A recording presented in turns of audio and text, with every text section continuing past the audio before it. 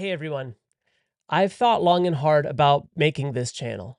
You see, over the years, I have had some financial successes and some major financial mistakes. And I'll tell you that the mistakes are what's taught me so much about money. That it's not just investment trackers and dollars and cents on an Excel spreadsheet, that there's emotions and psychology behind money. And it's that emotion, that psychology behind money that we don't really talk too much about. And I'm hoping that this channel, yes, will be about money, but will be about that psychology behind the dollars and cents, behind the investment trackers, and share with you very openly, honestly, and candidly the mistakes that I've made, but more importantly, the lessons I've learned from those mistakes so that we can share openly what our strategies are for moving forward. And that's going to be the key piece to this entire channel, moving forward. You dust yourself off, things happen, yes, but you keep moving forward. So, a little bit about me. My name is Christopher Balkrin. I'm 40 years old. I live right here in Canada. I have a main channel where I talk about Canadian public policy, our immigration system, housing, colleges, etc. You can check that out in the link in the description. And I thought about creating this channel because often when we talk about finances, especially on YouTube, it's typically about a financial and investment strategy. It's about where to put your money and to watch it grow over 5, 10, 15, and 20 years. But rarely do I hear people openly discuss the mistakes they've made along the way, the money that, didn't amount to much or any, the losses they made along the way when they thought they were so convinced about a certain strategy or a certain investment, and what they did to rebound and get better.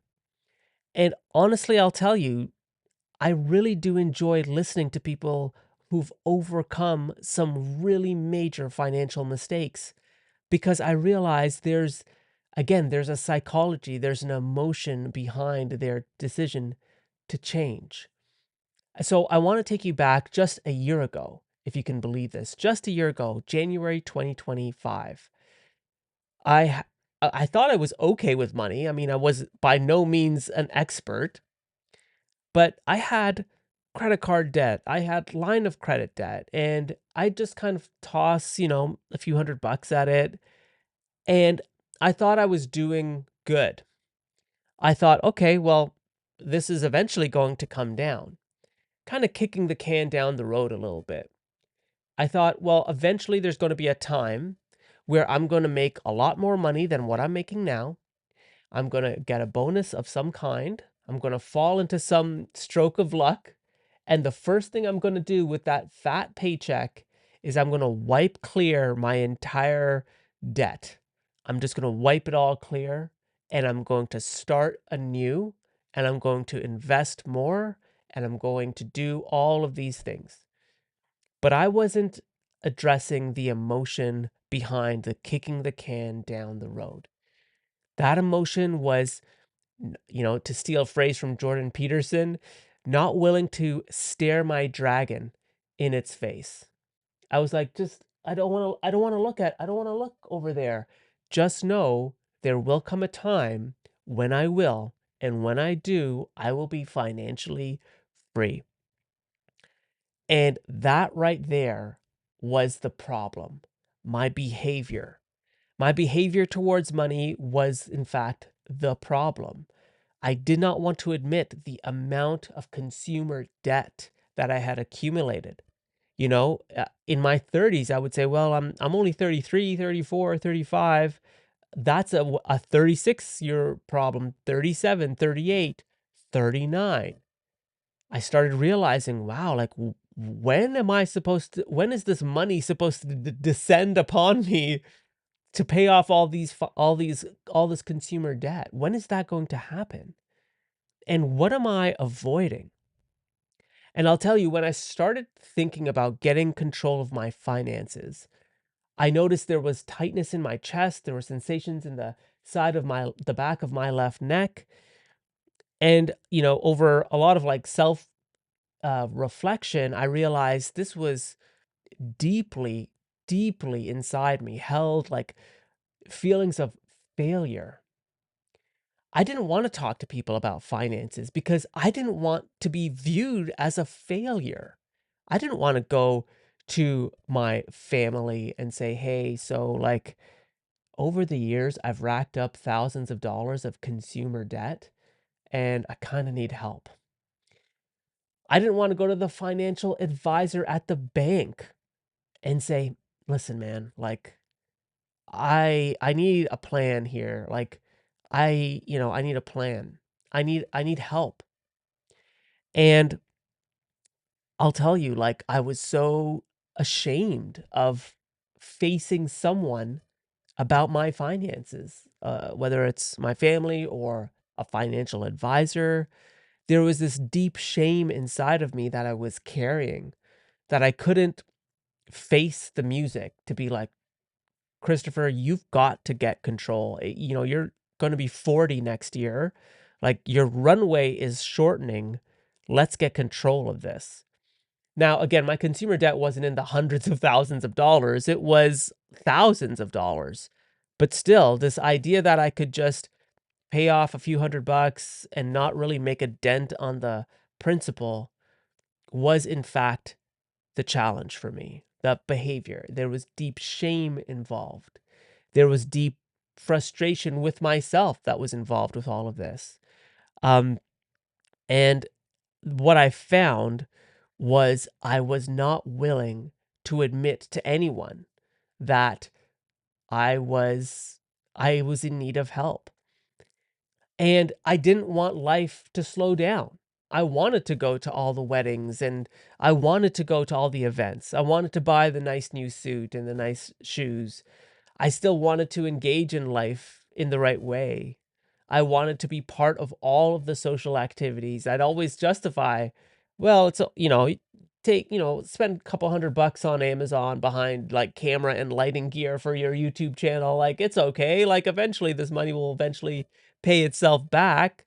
And when you're making so much money on YouTube, you'll look back being like, well, why was I so worried about spending $500 on a light or a camera or a microphone?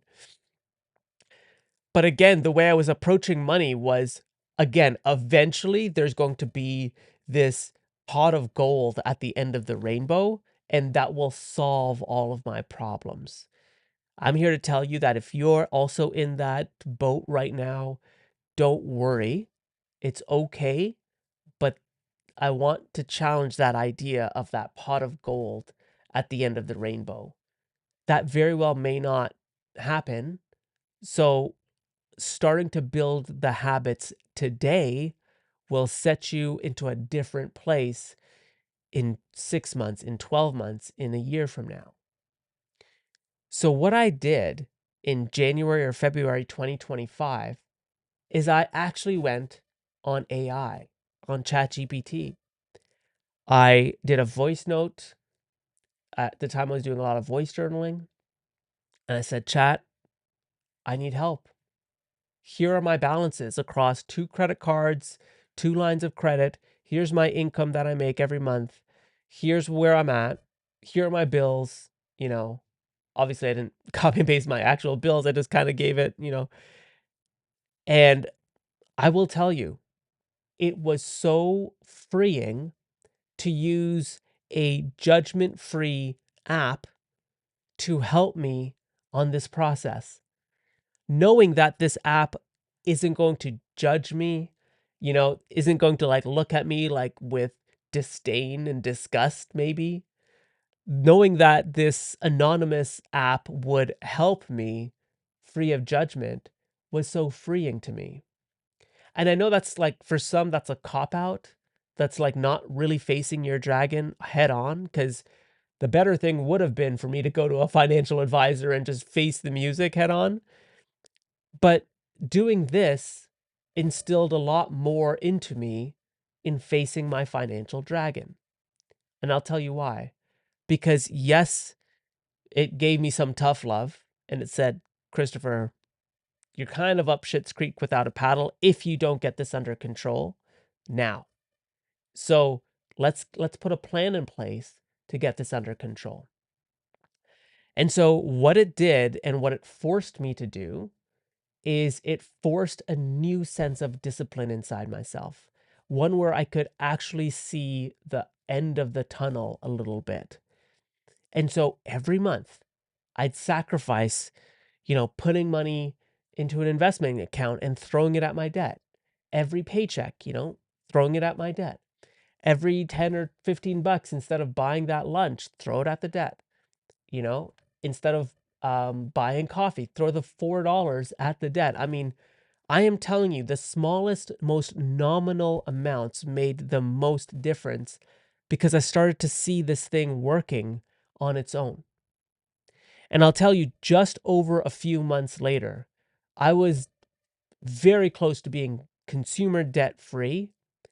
But more importantly, it taught me to build a system and to stick to that system before money starts going towards discretionary spending. And that's the system. That's that kind of emotion and system that we're missing today, that no one's really talking about. No one's really walking us through what that system looks like so that when you get paid, not only are your bills paid, your debt, whatever that is, has a percentage of your paycheck going towards ending that debt, and that a percentage of your paycheck is also going towards investing in your future. And as your debt comes down to zero, your investment goes up by the same amount of what you were putting to your debt. So that's why when you start building a system, which is one of my goals in this channel to help you with, if you do need help, to share with you the system that I've built that I'm constantly refining so that you can see how dollars work for you. And I'll end this video with two things. One, again, challenging that pot of gold idea that this money is going to descend on me. It's not going to happen for the most of us. So, what do? We build a system to slowly tackle that snowball and we turn it into a pebble and then eventually it's gone. And I can't tell you in words the emotional and mental lift that no consumer debt has. It's next level. You feel like you're a different person. And your mind also is free. It doesn't feel this ball and chain on you. So that's one. The second piece to this is I want us to be thinking on this channel like we're the rich. I always kind of thought, oh, well, the rich don't do this, the rich don't do that. Let's assume we're the rich.